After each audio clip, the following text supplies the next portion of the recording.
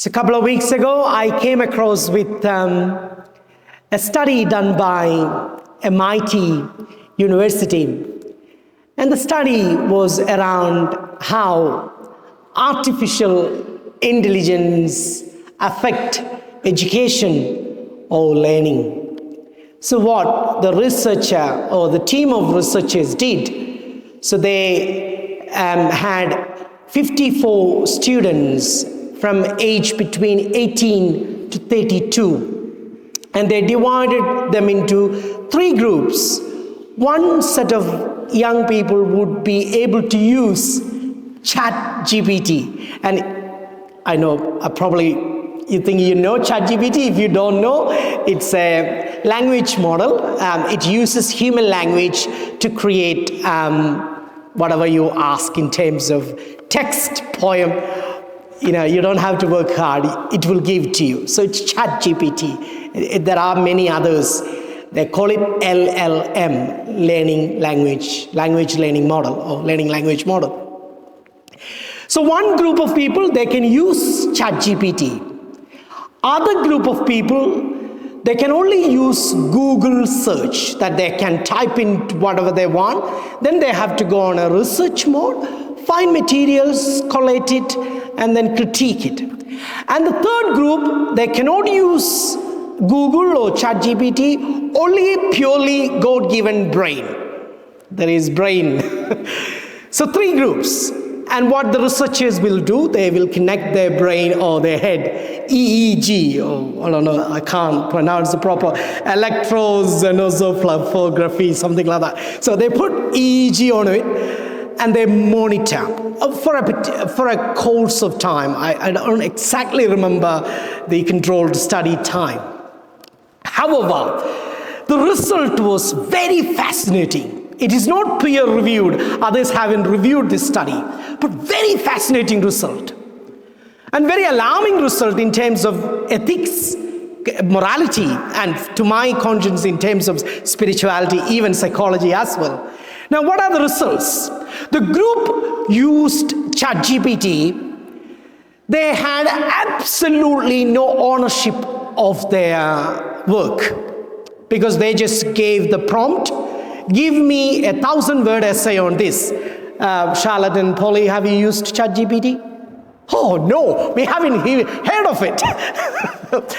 So, they have absolutely no ownership of what they wrote, and all their brain, not many parts of their brain even active. Alpha waves, which is to do with creativity, connection, and beta waves, which is to do with thinking and cross-thinking, semantic thinking. It was not even, they did not show any sign of brain activity other than the basic minimal sign.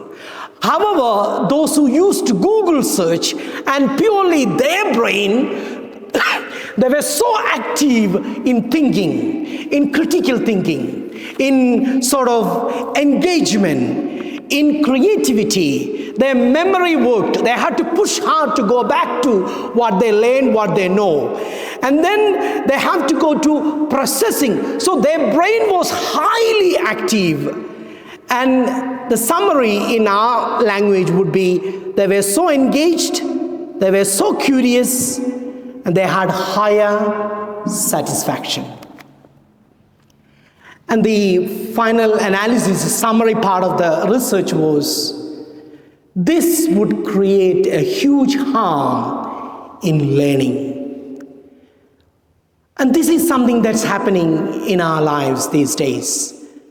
Especially in our schools, we are forgetting the joy of journey. AI and ChatGPT, they just give you things instantly. So we don't have to use our brain, and we are losing the art of journey. In the gospel today, Jesus proclaims about journey. In Luke's chapter 9, the first line of Luke chapter 9 is this: he set his face towards Jerusalem, and then he went for Jerusalem.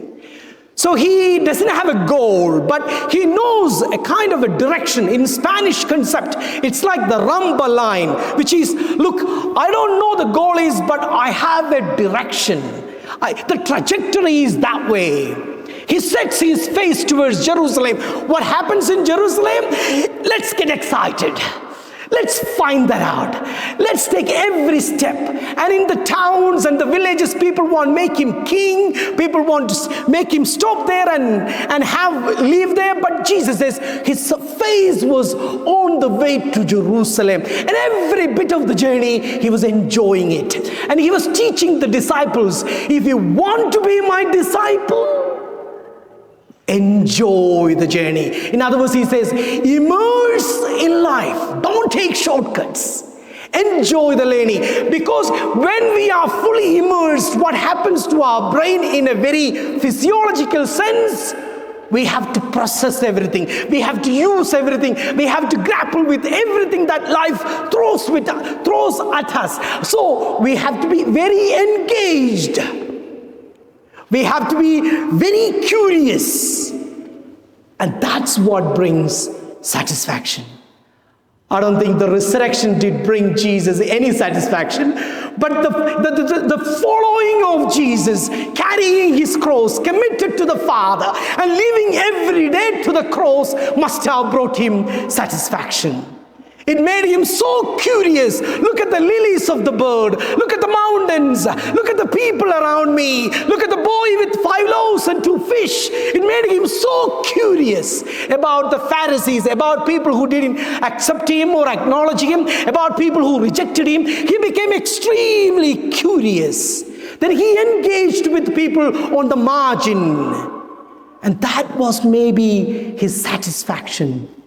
When Jesus invites us to follow him, he's actually saying, immerse in life. It's a temptation these days. I was with 20 young people on Friday. Oh my goodness, they're just with their phone all the time, and I'm trying to get. And I asked them a simple question. Immediately I got an answer. They checked online and gave me the answer. I asked them to think. They don't want to think. I asked them to critique it. They don't know how to critique it. We are losing the art of pilgrimage. And what happens in pilgrimage? We embrace uncertainty, but we embrace community. And pilgrimage is easier. Taking up the cross is easier because we do it in a community. So with the AI, not just our brain is at stake, our relationships are at stake. In a journey, in a process, we need our brain to think. But at the same time, we need other brains, other hands, other feet, other hearts to carry us through at times when we struggle. And I'm afraid, maybe with technology, with all these things, we are losing the art of life.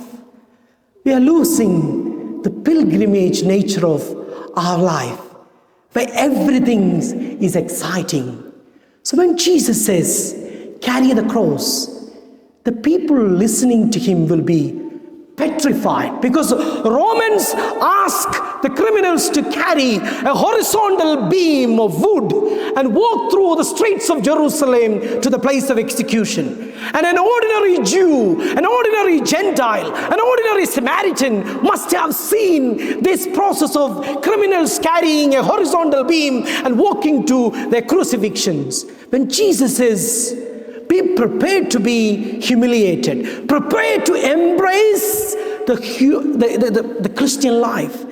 And I'm just recently reading the whole trans issue in UK. It's an attack towards religious freedom that we cannot use in our language.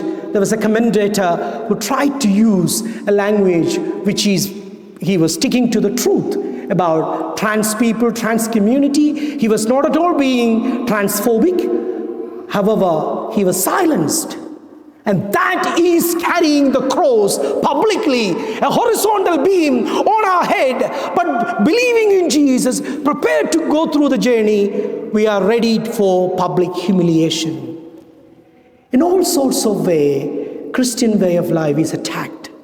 Attacked through technology, attacked through governmental powers, attacked through ideologies. But you and me, we carry the cross. We get excited about the pilgrimage because we don't do it alone.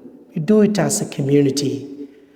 And the result doesn't give us any sort of thrill. What gives us thrill?